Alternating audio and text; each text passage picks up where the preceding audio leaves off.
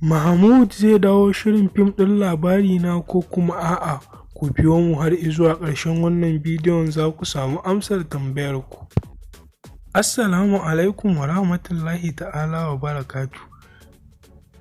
Kafin mu shiga cikin bidiyon, dan Allah muna roƙonku idan wannan ne zuwanka na farko ka danna mana subscribing tare da alamar ƙararrawar sanarwa, kuma ka yi liking na wannan bidiyon, ka bayyana ra'ayinka a comment section.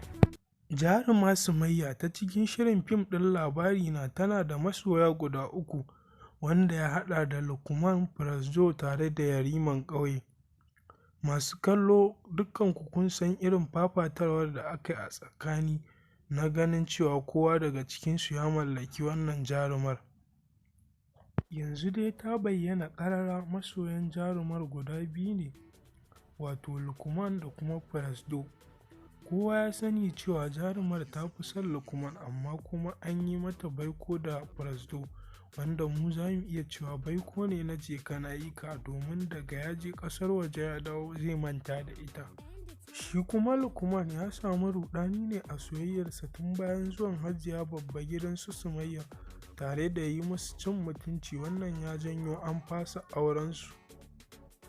To, ana cikin wannan ruɗanin ne a satin da ya gabata jarumar ta samu wani saƙo a wayarta da lambar Amerika da yanayin maganganun da ba kowa ne yake mata su ba sai mutum ɗaya, wato Mahmud.